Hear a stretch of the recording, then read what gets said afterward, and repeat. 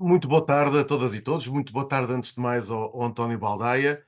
É um enorme prazer estar aqui. Este é o meu sindicato, é o sindicato do qual eu faço parte também. E, aliás, que me publicou um livro já há bastante tempo. Vejo com imenso Já agrado agora, já agora, colaborador permanente da página da educação. da página de educação, é verdade. É com imenso agrado que eu vejo aqui 964 pessoas numa grande ebulição, a comentarem, a trocarem ideias, é um excelente sinal de vitalidade. Eu hoje vou falar-vos, tal como me propus, dos valores dos jovens, na sua relação também com os 50 anos do 25 de Abril, partindo dos resultados de duas pesquisas recentes. E essas pesquisas têm em comum a sua dimensão qualitativa. Foram pesquisas que utilizaram entrevistas e que divulgaram os resultados através de relatos na primeira pessoa.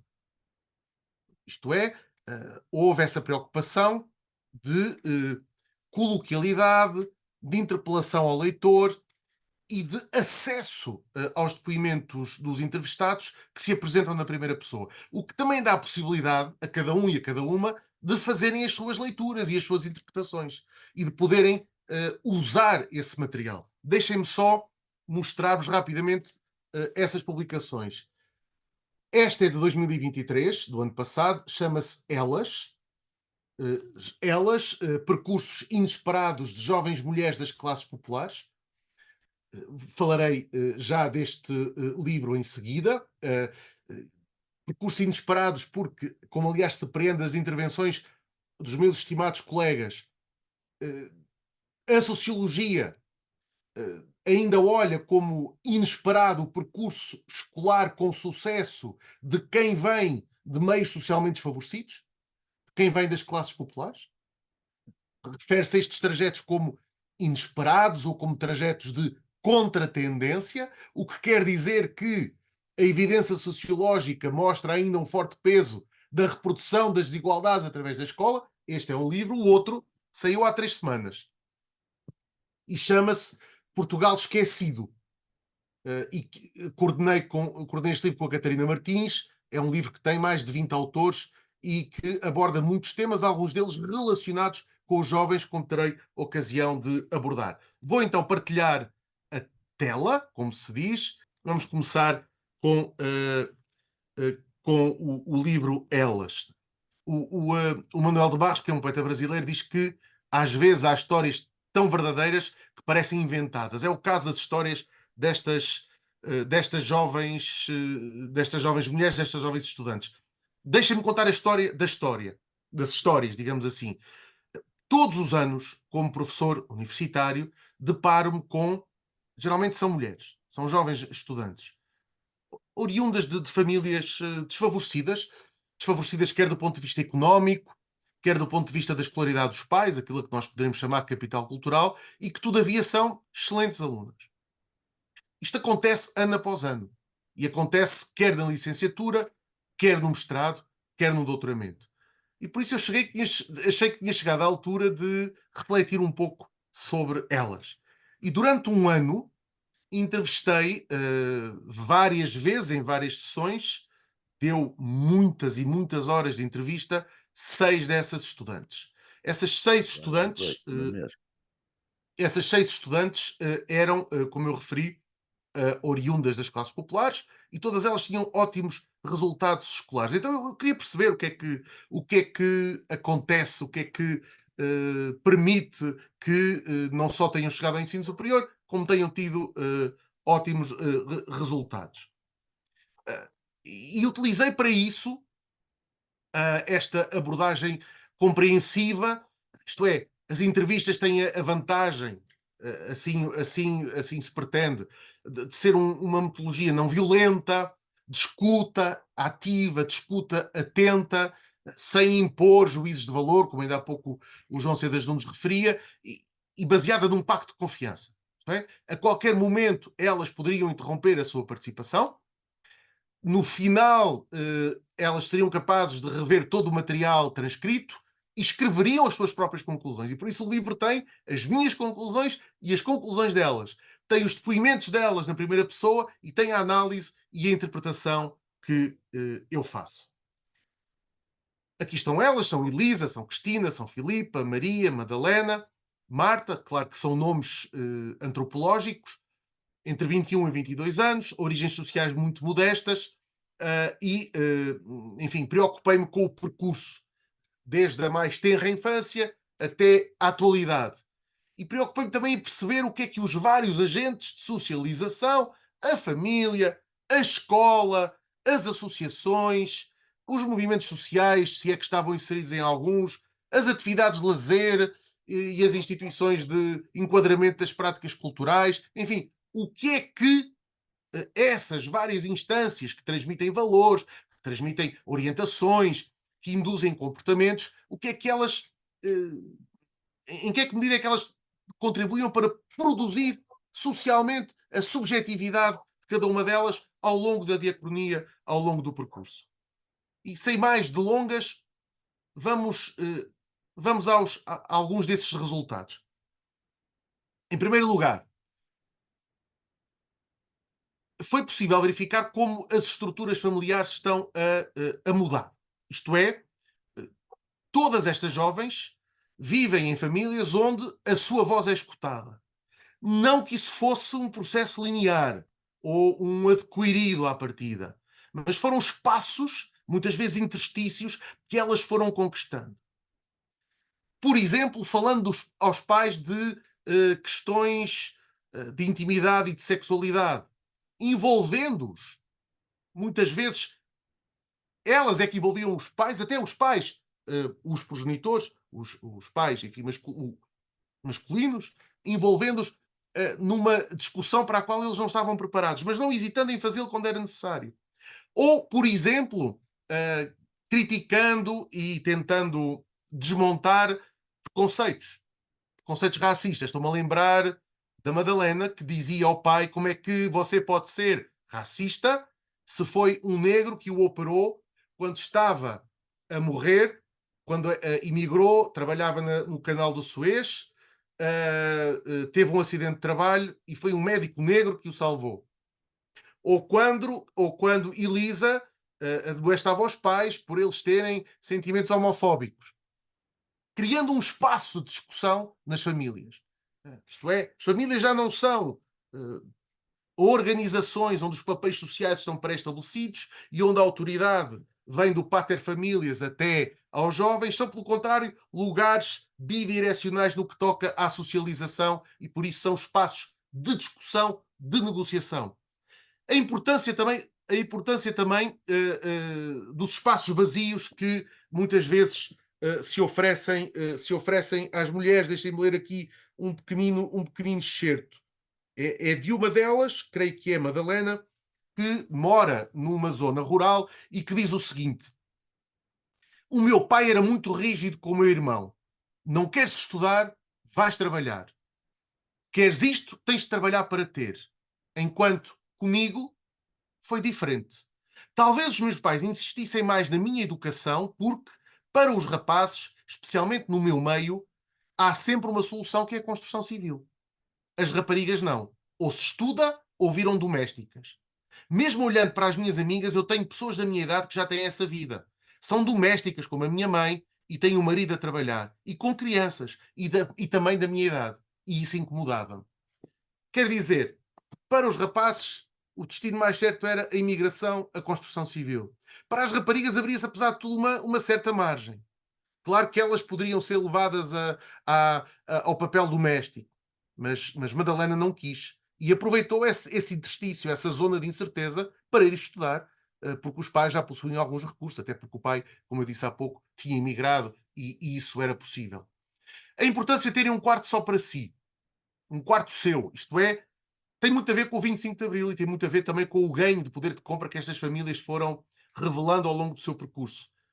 As jovens muitas vezes falam nisso. Os meus pais já foram muito pobres, mas conseguiram ganhar algum dinheiro. Conseguimos ter uma casa decente. Todas elas tinham um quarto para si. A Virginia Woolf, escritora britânica, dizia para uma plateia de jovens de jovens raparigas que queriam saber como é que se pode ser escritora, como fazer, e ela dizia-lhes isto: são precisas duas coisas, 500 libras e um quarto para vocês, um quarto para si. Porque o quarto significa a possibilidade de prolongarem nesse espaço uma organização do tempo, uma organização da própria ordem familiar, um prolongamento até da singularidade, da personalidade. E elas tinham esses quartos, e quartos relativamente bem apetrechados. Deixem-me falar da escola e de como foi importante aqui o efeito professor, o efeito escola e o efeito Estado social. É verdade que todas elas eram boas alunas e cabiam no estereótipo da boa aluna, eram bem comportadas, não eram indisciplinadas, não eram agressivas. Tem muito a ver com a socialização de género. Isto é, as meninas são muitas vezes educadas para uma certa obediência, ou para um certo conformismo, ou para corresponderem às expectativas normativas que sobre elas se vão edificando. E isso favoreceu o percurso. Mas também foi muitíssimo importante o facto das famílias insistirem na educação. Pais que não podiam ajudá-las porque não tinham saberes escolares. Pais que, com grande sacrifício, conseguiam juntar dinheiro, mas que insistiam. Se necessário, nós contratamos um explicador. Se necessário, nós compramos-te os livros e compramos-te o computador. Se necessário, faremos tudo para que consigas ter uma trajetória escolar bem sucedida. E que tentavam também que as filhas tivessem amigos que também estudassem e que partilhassem este projeto escolar. Isto é, todas elas vêm de famílias, com exceção de uma, todas elas vêm de famílias que tinham um forte projeto escolar. Mas não, isso não chegou. Não chegou digamos, não chegou a ênfase da família na importância da escola. Tiveram professores que puxaram por elas. Tiveram professores que foram capazes de, às vezes, em dificuldades, chamá-las à parte, ajudá-las, propor sugestões de estudo, propor metodologias de estudo e singularizar a atenção. Como foi importante o efeito de escola, isto é, elas estavam em escolas que tinham clubes escolares, que tinham atividades de educação não formal, que tinham excelentes bibliotecas escolares onde elas podiam estudar com os amigos, também queriam estudar num ambiente recatado e sossegado, e o efeito de Estado Social.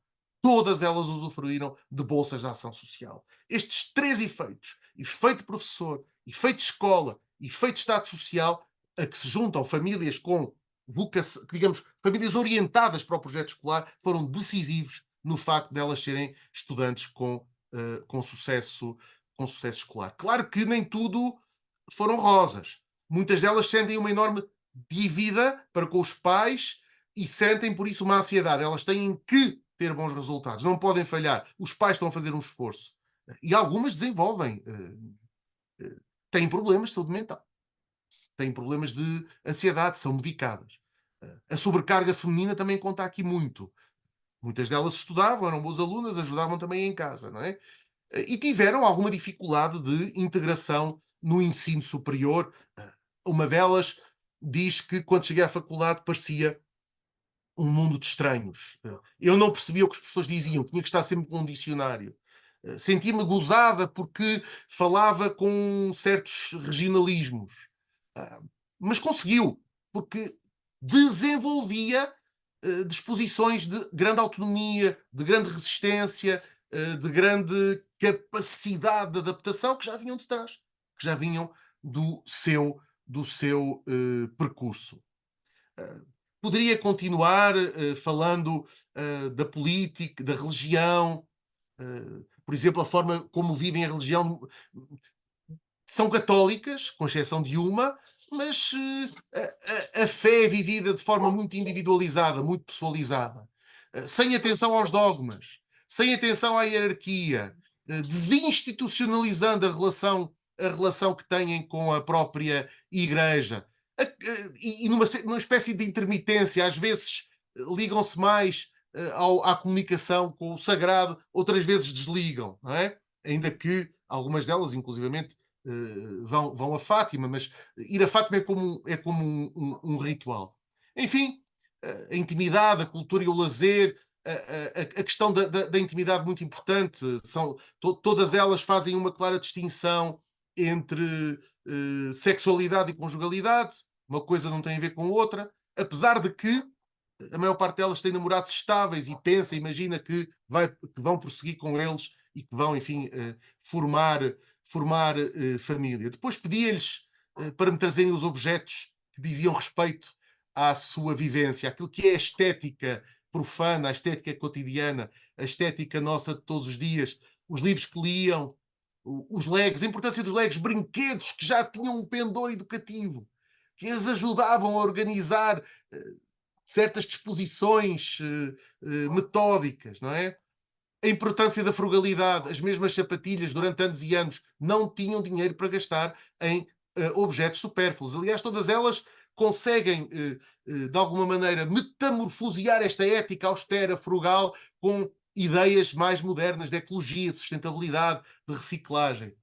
Os rituais, o Futebol Clube do Porto, há descrições deliciosas sobre o que é ir ao estádio com os pais. Enfim, é muito importante esta escuta atenta e ativa para percebermos como é que em cada uma delas, como é que cada subjetividade socialmente produzida, insisto, traduz as grandes modificações da nossa história coletiva e também as próprias transformações do 25 de Abril. Deixem-me terminar com o livro mais recente, o Portugal Esquecido. Aqui o retrato é um pouco mais sombrio, até porque o livro procura situações de invisibilidade social, de vulnerabilidade, de estigmatização. E o que se nota aqui em alguns destes relatos são os jovens bloqueados nas transições.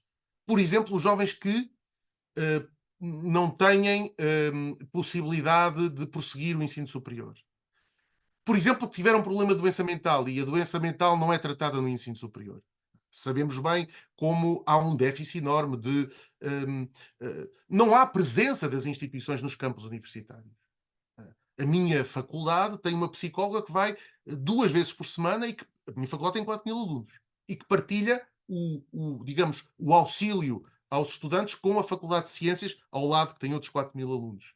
Uh, portanto, problemas de saúde mental que levaram a desistir do ensino superior, ou problemas de propinas, ou problemas de divórcio dos pais, que rapidamente se estabilizaram as situações familiares. Ou a ideia também, presente noutros depoimentos, de que eles são bloqueados nas transições, porque acabando a escolaridade, não têm possibilidade de imaginar um futuro, de prever um futuro, porque estão submersos numa cultura de precariedade. A casa já sabem que não vão ter, emprego ou carreira imaginam que não vão ter, e por isso pensar numa família própria e em ter filhos é quase impossível, a não ser que imigrem.